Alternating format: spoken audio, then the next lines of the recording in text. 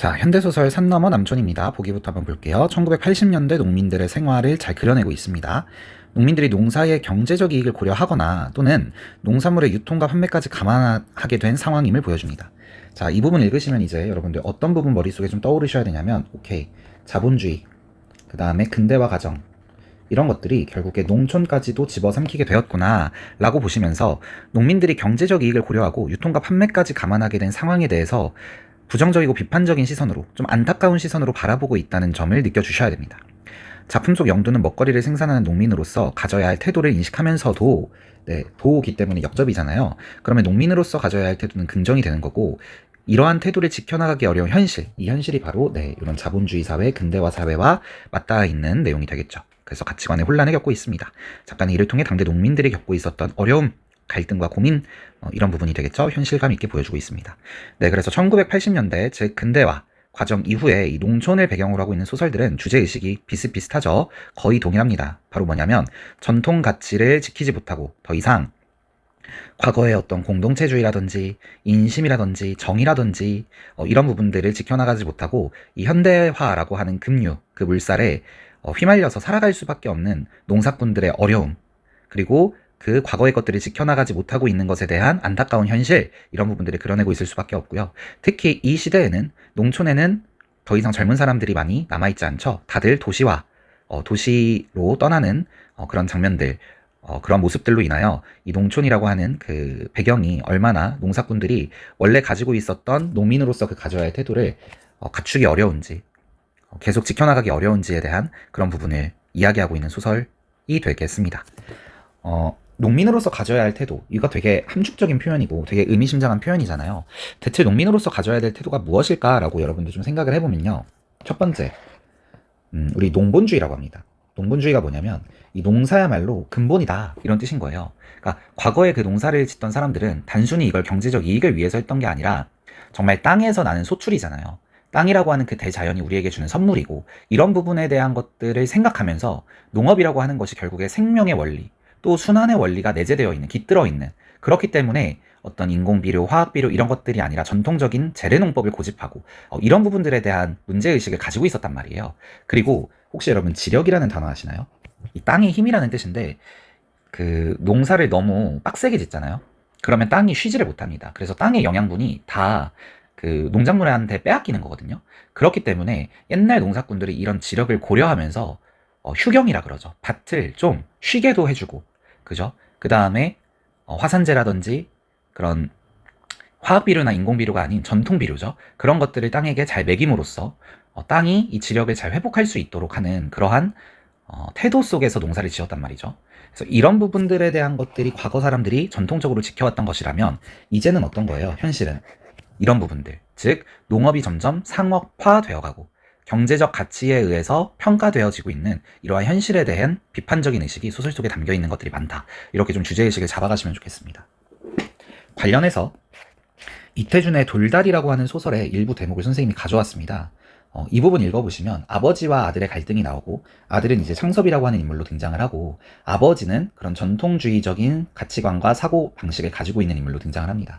그래서 땅 좀 팔자라고 하는 아들의 설득을 듣지 않고, 아버지는 이 땅이라고 하는 것이야말로 모든 조상들이 피땀을 흘려서 모은 돈이다, 그것으로 장만한 것이다, 그죠? 이 느티나무는 할아버지께서 심으신 것이다. 경건한 마음이 그래서 솟아서 나는 그 나무를 우러러보곤 한다. 땅 없어봐라, 집이 어디 있으면 나라가 어디 있느냐, 이렇게 이어지죠. 그래서 땅이란 바로 천지 만물의 근거다. 땅이라고 하는 이 대자연에 대한 감사한 마음, 그 은혜를 잊지 않는 마음, 이런 것들이 아버지에게는 있다는 거 읽어낼 수 있죠. 그래서 땅과의 인연을 전혀 생각하지 않고 헌신짝 버리듯 하는 사람들, 문서로 그냥 사고 파는 사람들을 이해하지 못하는 아버지의 모습이 나옵니다. 그러면서 역시 이어지죠. 땅을 밟고 다니니까 땅이 우스운 줄 알지, 땅처럼 인과 응보죠. 원인과 결과가 분명한 게 무엇이냐. 하늘은 차라리 못 믿을 때도 많다. 그러나 땅은 힘들이는 사람에겐 힘들이는 만큼 반드시 후한 보답을 해준다, 라고 얘기하면서, 땅의 야박한 놈은 자식으로 치면 후레자식이다. 땅이 말을 할 줄 알아봐라. 배가 고프다는 말을 얼마나 많이 하겠느냐라고 하면서, 그죠? 금비가 바로 화학 비료를 의미합니다. 애꿎은 금비만 갖다 털어넣지 땅을 너무 홀대하고 산다. 이런 이야기들을 하게 됩니다. 그래서 이런 인식을 과거의 사람들, 전통적인 어떤 재래 농업과 방식을 추구하는 사람들은 가지고 있었다라고 하는 식으로 인물이 설정되는 경우가 많거든요. 그래서 이제 현대인으로 표상되어지는 이 창섭이라고 하는 인물, 지금으로 따지면 MZ세대인 거죠. 이 창섭은 입이 얼어버리는 거죠. 할 말이 없어집니다. 자기의 생각이 너무나 자기 본위적이었다는 사실을 깨닫습니다. 그래서 땅에는 이해관계, 뭐가 이익이 되고 뭐가 손해가 되고 이런 것들 다 뭐예요? 경제적 이익에 따라서 땅을 생각하는 거잖아요. 근데 그것을 초월한 종교적 신념을 가진 아버지에게 아들의 이단적인 계획이 용납될 리 만무하였다 하면서 소설이 전개되는 내용이 있습니다. 그래서 이 돌다리라고 하는 소설이 바로 그런 아버지와 아들의 갈등, 그리고 조금 더 확장하면 전통 세대와 현대인들의 어떤 갈등, 이런 부분을 잘 묘사하고 있는 소설입니다.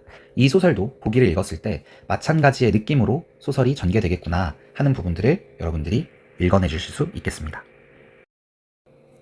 자, 그러면 소설을 한번 좀 읽어보도록 할게요. 권중만이는 벌써 5, 6년째 동네를 드나드는 밭대기 전문의 채소 장소였다.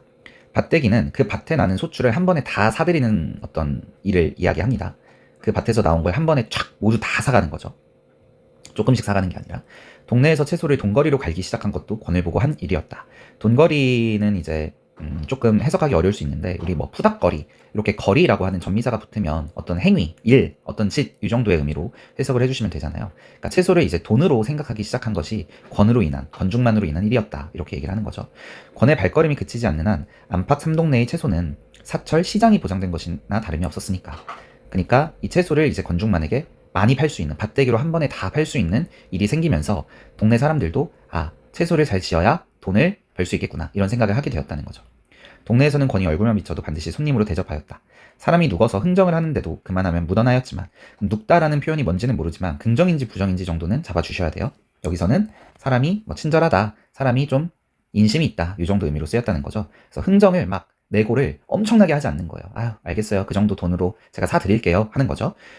그런데 그보다는 그동안 동네에 베푼 바가 그러고도 남음이 있는 덕분이었다. 네, 그러면 이 권중만이라고 하는 밭대기 장수로 인해서 동네에 이제 채소를 쉽게 좀 팔 수 있는 어떤 활로가 트였다, 이 정도로 이해를 해주시면 되겠죠.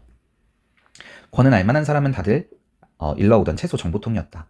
권은 대개 어느 고장에서 무엇을 얼마나 하고 있으며 또한 근간의 작황이 어떠하므로 장차 회계가 어떻게 되리라는 것까지도 미리 사심없이 귀띔하기를 일삼고는 하였다. 네, 그럼 권중만은 지금 이 동네에서 한 어느 정도의 채소가 재배될지 이런 것들에 대해서 잘 알고 있는 정보통이고요. 첫 번째는 그거고, 두 번째는 그런 것들을 사심 없이 귀띔해 주는 사람입니다. 사심이 없다는 건 개인적인 욕심이 없다는 거죠. 그래서 한 이 문단 정도까지 읽어보시면 여러분들이 뭐를 읽어주셔야 되냐면, 권중만이라고 하는 인물에 대해서 우호적인 시선을 좀 읽어주시면 됩니다. 그래서 이어지죠. 영두는 그의 남다른 정확성에 혀를 둘렀고 한 번은 그 비결이 무엇인가를 물어본 적이 있었다. 권은 장사 속에 불어 빗세면서 유세를 부려봄직도 하건만, 이렇게 돼 있죠. 그럼 장사 속에 불어 빗세면서 유세를 부리는 거는 부정적인 태도인데, 권 씨는 그렇게 하지 않았고 천성이 능준하여, 네, 천성이 능준하다는 건 아까 위에 있었던 누거서라고 하는 표현과 비슷한 의미겠죠. 그저 고지식하게 말하는 데에만 서슴이 없을 따름이었다. 그러니까 어떻게 보면 권중만 입장에서 이거는 자기 정보잖아요. 근데 그 정보를 돈 주고 파는 게 아니라 그냥 사심 없이, 그리고 고지식하게 사람들에게 말해주는 좀 천성이 능준하고 누근 사람입니다. 그죠? 그래서 결과적으로 지금 이 영두라고 하는 인물은 권중만에 대해서 좀 우호적인 시선을 갖고 있다는 거 파악할 수 있고요. 이쯤에서 여러분들이 서술자 시점을 좀 결정해 줄 수 있습니다. 사실 여기까지만 읽었을 때는 서술자 시점이 무엇인지 정확하게 확정하는 게 불가능한데, 여기까지 읽었으면 이제 뭐가 가능하냐면, 우선 첫 번째 3인칭 시선이구나, 그 다음에 인물의 심리를 알고 있죠. 바로 영두는 그의 남다른 정확성에 혀를 둘렀다 라고 되어 있습니다. 네, 영두가 와 어떻게 저렇게 정확하지 라고 권중만을 보고 했던 생각을 정확히 파악하고 있으므로 3인칭 전지적 작가 시점이 되는 겁니다. 그죠? 근데 선생님이 여기에서 조금 얘기하고 싶은 게, 아직 우리가 소설의 끝까지 다 읽지는 않았지만 3인칭 전지적 작가 시점 중에서도 어떤 인물에 조금 초점을 맞춰서 심리를 전개하고 있어요. 바로 영두라고 하는 인물이 어떤 심리와 생각을 하고 있는지, 영두의 내면 세계에 집중해서 거기에 초점을 맞춰서 그 소설이 전개되고 있죠. 그래서 사실 권 씨가 무슨 생각을 하고 있는지까지는 직접적으로 드러나지는 않습니다. 그래서 이런 식으로밖에 안 나와요. 권은 얼굴을 붉혔다. 권이 무슨 생각을 하는지까지는 아주 직접적으로 명시하진 않고, 어때요? 영두라고 하는 인물의 시선을 통해서 보는 권 씨의 심리만 짐작하는 식이거든요. 이런 문제들은, 이런 소설들은 이렇게 바로 문제가 나올 수밖에 없습니다. 바로 서술자가 특정 인물의 관점에서 사건과 인물의 심리를 전달하고 있다는 건 제한적 전지적 작가 시점을 물어보는 겁니다. 제한적 전지적 작가 시점은 한 특정 인물을 초점 화자로 설정해서 그 화자의 눈에 비춰져 있는 모습들, 그리고 그 화자의 생각들을 중심으로 사건이 전개되는 거죠. 그래서 그림으로 따지면 보기에 이런 그림이 많이 나오죠. 서술자가 영준이라고 하는 인물의 심리에 초점을 맞춰서 어떤 사람들의 생각을 암시하거나 추측하는 방식입니다. 그래서 모든 인물들의 심리가 다 전지전능한 서술자에 의해 다 드러나고 노출되는 게 아니라 이 초점 화자의 눈에 비춰진 모습들을 위주로 전개됩니다. 그런데 영준의 심리만큼은 정확하게 나오죠. 그래서 전지적 작가 시점 자체는 맞습니다. 그러나 제한적 전지적 작가 시점을 이렇게 문제화해서 물어볼 수밖에 없다는 거 잡아주시면 되겠습니다. 그래서 종묘상 몰라도 돼요. 그냥 씨앗을 파는 상점입니다. 그것만 알아도 대충 윤곽이 다 드러난다는 거죠. 그런데 요즘에는 조금 어려워집니다. 왜냐면 핵가족 아이들은 김치를 안 먹고 그러다 보니 김장을 안 해. 그러다 보니까 뭐 배추라든지 고춧가루라든지 이런 것들을 얼마나 쓸지에 대해서 정확하게 예견하는 것이 점점 어려워지고 있는 현실이고 세태입니다. 그죠? 그리고 공장김치나 시장김치는 약간 부정적으로 이야기하고 있는 것들 잡아주시면 되겠죠. 그러면 무 배추 농사는 거덜이 나고 만다는 얘기예요? 그럴 리야 있겠소. 일본에서 인기가 높다거든. 아, 국내 수요는 주는 대신에 대일 수출이 느니 그게 그거란 얘기군요. 아니, 그건 아니고 일본에서 유행하면 여기도 유행하니까 김치도 뭐 결국에 또 국내 수요가 늘어나지 않겠어요? 이런 식으로 생각보다 이 관중만이 세상을 통찰하고 읽어내고 파악하는 능력이 뛰어나다는 거 알 수 있습니다. 그리고 그 대화 과정 중에 어떤 부분 여러분들 잡아주시면 되냐면, 아, 세태가 변화하고 있구나. 세상이 점점 근대화 과정에 있으면서 자본주의적으로, 그 다음에 옛날에 어떤 전통적인 김장 방식 이런 것들을 더 이상 사람들이 찾지 않는 시대가 되어가고 있는 것들이 이 대화를 통해 드러나는구나, 이렇게 파악을 해주시면 되겠습니다. 이론이 갖추어진 사람들은 불로소득을 늘리는 밭대기 장수들로 하여금 농산물이 제값을 받지 못하고 유통구조가 어지러워진다고 몰아세우기에 항상 자신만만한 것 같았다. 누구의 생각인 거예요? 영두의 생각인 거죠. 영두는 뭐라고 생각을 하냐면, 똑똑한 사람들이 있죠. 경제학, 유통학 교수님들, 박사님들은 밭대기 장수를 부정적으로 생각합니다. 왜요? 불로소득을 노리는 자입니다. 일하지 않고 근로하지 않고 그냥 물건만 떼다가 높은 값에 파는 유통업을 하는 사람들이죠. 그러다 보니까 이 사람들에 대해서 이렇게 비판을 하고요. 두 번째, 이 사람들로 인해 농산물이 제값을 받지 못하는 거야. 세 번째, 유통구조가 어지러워지고 있어 비판을 합니다. 물론 옳은 말이었다. 누구의 생각이죠? 영두의 생각입니다. 그러나 영두가 보기에는 밭대기 장수가 나쁜 사람들이 아니고 미더운 물주, 믿었다 하면 믿을만하다 이런 뜻이죠. 못 믿었다 이러면 믿을만하지 않다는 뜻이고요. 필요악 이상의 필요악이 아니라는 겁니다. 필요악은 그래, 악하긴 악하지만 필요하니까 우리가 어쩔 수 없이 하는 거지, 이런 뜻이잖아요. 근데 필요악 이상의 불가결한 존재, 필수 불가결하다, necessary 이런 뜻이죠. 꼭 필요한 존재라고 보는 겁니다. 그래서 권중만이라고 하는 인물이 그 이론이 갖추어진 사람들이 비판하듯이 나쁜 사람이 아니라 이 동네에 살아가고 있는, 농촌에 살아가고 있는 시골 사람들 입장으로서는, 농사꾼 입장으로서는 꼭 필요한, 도움이 되는 소중한 존재다라고 인식하는 것을 이해해 주시면 되겠습니다. 그들이 아니면 밭대기 장수죠. 누가 목돈을 쥐어줄 것이며 뒷구르 재배에는 또 무엇으로 때맞추어 투자를 할 수 있을 것인가. 농사꾼들은 목돈이 있어야 투자가 가능하죠. 씨앗도 사오고 나무도 사오고. 출하와 수송에 따른 군일과 부대 비용도 줄여주는 것도 오로지 그들이 아니었던가. 네, 다 영도의 생각입니다. 그래서 전지적 작가 시점을 맞는 겁니다. 군일, 군이라는 접사와 일이라는 어근이 합쳐졌기 때문에 파생어죠. 군말, 군짓 이런 식으로 군이라는 접사가 붙으면, 접두사가 붙으면 쓸데없는 이 정도의 의미를 갖게 됩니다. 그 다음에 부대 비용도 마찬가지죠. 어떤 일을 하려면 꼭 수반되는, 그렇게 중요하진 않지만 꼭 나가야만 하는 그런 비용을 부대 비용이라고 합니다. 그래서 밭대기 장수들이 있으면 한 번에 쫙 팔 수 있으니까 그만큼 부대 비용이 줄어들겠죠. 그러기에 지난번에 그 일은 더욱 권중만이답지 않은 처사였다. 네, 바로 이 그 일이 무엇인지 이제 나오게 될 겁니다. 첫 번째, 역순행적 구성이죠. 그 일이 무엇인지 파악하셔야 되고요. 이 그 일을 계기로 권중만에 대한 영두의 시선과 평가가 달라질 것이라는 점을 여러분들 읽어낼 수 있어야 되겠습니다. 그죠? 그 일이라고 하는 것은 바로 10,000원을 달라는 거였죠. 내키지 않았습니다. 왜냐하면 그 하루품, 금쪽 같은 시간을 명색 없이, 명분 없이 차압당하는 꼴이나 다름없었기 때문입니다. 그래서 싫어하는 모습을 영두가 보이자 권씨가 갑자기 정색을 하게 되는 거죠.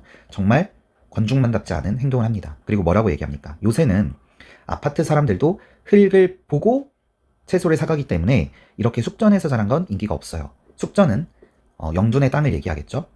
왜냐하면 흙 색깔이, 숙전의 흙 색깔이 서울 근처의 흙하고 비슷합니다.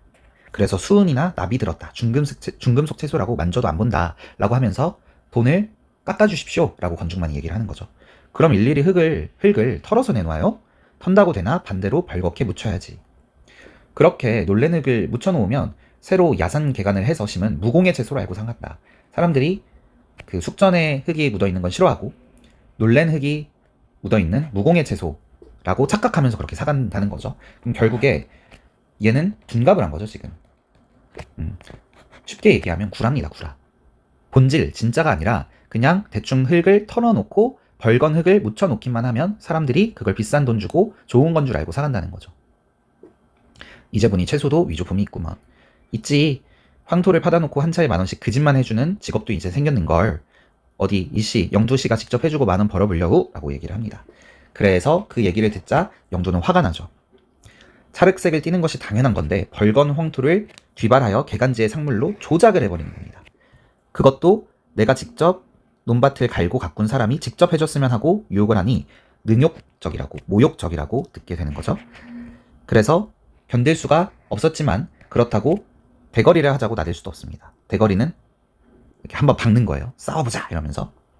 자칫 못 먹을 것을 만들어서 파는 사람으로 취급하지 않으려면 속절없이 농담으로 들어넘기는 것이 상수란 생각도 들었다. 이게 지금 뭐예요? 영두가 약간의 죄책감을 느끼는 거죠. 물론 죄책감 느끼는 거는 뒤에 더 정확하게 나오긴 합니다. 이 표현도 조금 이해를 해보자면 결국에 내가 둔갑과 위조와 조작의 과정에 개입하게 되는 거잖아요. 그러다 보니까 못 먹을 것을 만들어서 파는 사람으로 취급될 거 아니에요, 그러면. 그래서 그거를 그냥 아유 농담처럼 아유 대슈 알겠어 하고 농담처럼 그냥 넘기고 싶은 마음도 있는 거죠. 그래서 뭐라고 얘기를 하냐? 아니 권씨 말대로 하면 농사 짓는 나 같은 사람은 벌써 다 병이 들었거나 왜? 중금속 채소를 먹으니까 거꾸로 더 팔팔합니다. 나 더 건강해 도시 사람들보다. 무슨 조화인지 모르겠네. 얘기를 하죠. 여기에 속뜻은 뭐냐면 영두가 완곡하게 권씨의 요구를 거절한 겁니다. 아유 뭐 말도 안 되는 소리 하고 있어. 그 현대인들 도시인들이 바보 같은 거지. 아유 제값 주고 사가. 10,000원 뭐 깎을라 그래. 요 정도의 의미인 겁니다. 근데 거기에서 권은 얼굴을 붉히죠. 심리는 묘사되지 않았습니다. 근데 권이 뭔가 당황을 하고 좀 화가 난 거를 암시하는 표현이죠. 그래도 그저 그러니까 숙여서 들어가기가 어색한지 뻗나가는 소리를 합니다. 이게 다 권씨의 실제 생각이라기보다는 영두의 눈에 비춰진 권씨의 생각을 추측하는 대목들이죠. 그래서 제한적 전지적 작가 시점이 됩니다. 하지만 사먹는 사람들이 어디 그러고 이러면서 팍 하고 반박이 되는 거죠. 반박을 합니다. 사먹는 사람들은 내다 팔 것만 약을 치고 집에서 먹을 것은 그러지 않을 거라고 생각하지. 이 말이 영두에게 뭔가 죄책감을 불러일으킵니다. 왜냐하면 정말 사건의 본질을 찌르는 촌철 살인과 같은 말이었기 때문에. 그렇죠. 아주 틀린 말이 아닙니다. 영주는 자기가 먹을 거에 대해서는 분무기를 쓴 적이 없습니다. 이 분무기는 농약의 의미겠죠. 그래서 구멍이 숭숭 나도, 즉 볼품이 없는 것이어도 구수한 맛이 더하던 있지. 그렇죠. 이런 게 전통적 재래 방식이죠. 그걸 알고 있기 때문에 좀 못생기고 볼품 없는 음식이야말로 몸에는 더 좋고 건강하다는 사실을 알고 있습니다. 그러나 서울 사람들은 그런 물건을 보지 않죠. 그래서 다음 문장으로 이어집니다. 언젠가는 농가에서 채소를 농약으로 코팅하여 내놓는다고 신문에 글까지 쓴 사람도 있었지만 나쁜 어떤 행동이죠. 채소를 농약으로 코팅한다. 과장을 하면서 그만큼 지금 농약이 너무 심해. 이거 사람들한테 건강에 안 좋을 거야 라고 신문에 글을 쓴 사람도 있었지만 그런 일이야말로 책임이 농가에 있는 것이 아니라 소비자들에 있는 것이라고 영두는 생각을 하죠. 그러다 보니까 어때요? 그런 물건을 내놓을 수가 없고 그래서 농약을 친 예쁜 농작물들만 영두는 팔아왔던 거죠. 그러다 보니 권씨의 말이 뭔가 찔끔하면서 마음에 들어오게 된 것입니다. 벌레 닿은 자국이 불결스럽다 하여 진딧물 하나 없이 깨끗한 푸성기만 찾는다면 그것은 두메이의 자갈길 흙먼지에는 질색을 하면서도 흙먼지는 그렇게 나쁜 게 아닌데 오히려 대기가 진짜 나쁜 건데 이 대기는 보이지 않는다는 이유만으로 무심히 활개를 쳐온 축들, 도시인들을 얘기하는 거겠죠. 어리석음과도 견줄 만한 것이었다. 그래서 영두라고 하는 인물은 농민으로서 가져야 할 태도를 갖고는 있어요. 알고는 있지만 갈등하는 인물이죠. 이 부분과 이 부분을 생각하지 않을 수가 없는 것입니다. 그래서 정답은 뭐가 돼야 될까요? 한번 읽어봅시다. 농민들이 건중만을 보고 채소를 돈거리로 갈기 시작하는 상황은 그렇죠. 채소가 이제 돈이 되는 거죠. 이런 부분을 생각하지 않을 수가 없게 된 겁니다. 농민들도. 영두가 국내 소유와 대일 수출을 언급하며 건중만과 이야기를 나누는 모습은 농산물의 유통과 판매까지 감안하는 농민의 현실. 그렇죠. 이런 걸 이제 생각하지 않으면 안 되는 농민들의 삶이 그려진 거였습니다. 그래서 예를 들면 유통과 판매를 고려해봤을 때 수요와 공급 곡선을 고려해봤을 때 뭐가 장사가 잘 될 것인가 이런 것들에 따라 움직일 수밖에 없는 현실이죠.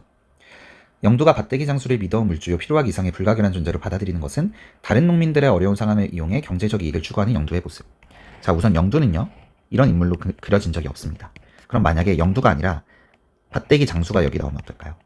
권중만과 같은 밭대기 장수는 다른 농민들의 어려운 상황을 이용해 경제적 이익을 추구하는 걸까요? 그것도 아닙니다. 네, 정답은 3번이 돼야 되겠죠. 4, 5번은 넘어갈게요. 읽어보세요. 39번. 얘도 그냥 답만 체크하고 넘어가겠습니다. 문제 자체가 어렵진 않았을 거라서. 권중만은 자신이 상대에게 제시한 요구의 이유, 이 요구가 바로 10,000원이죠. 10,000원 깎아줘. 그 이유를 사람들의 선입견과 관련지어 밝혔었죠. 사람들이 그렇게 생각 안 해. 그 다음에 B에서 영두는 상대의 말에 논리적 한계가 있음을 지적하며 항변하고 있다. 그렇죠. 야, 네가 한 말이 맞다면 내가 건강하면 안 되는데 나는 오히려 더 팔팔한데? 그니까 우리 숙전에서 난 채소야말로 진짜 좋은 거야. 싼 값에 가져가지 말고 원래 가격 내놓고 가. 라고 거절을 했던 대목이었죠. 그러나 바로 권 씨가 얼굴을 붉히며 항변을 다시 이어합니다. 서울 사람들이야 그렇게 생각하나? 서울 사람들이야 뭐라고 생각한다는 거예요? 서울 사람들은 이제 그 농사꾼들 좋은 것 지가 다 먹고 나쁜 것만 우리한테 주겠지 이렇게 생각하니까 제값 받는 게 불가능해. 싸게 팔 수밖에 없어. 이렇게 권 씨가 얘기를 하는 거죠. 그래서 3번이 답입니다. 그 다음에 10,000원. 10,000원은 뭐 갈등이 해소되는 게 아니라 갈등이 시작되는 거죠. 그래서 원래 권중만에 대해서 우호적이었던 인식이 부정적으로 바뀌는 계기가 되는 사건이었습니다. 여기까지 정리하도록 하겠습니다. 수고했습니다.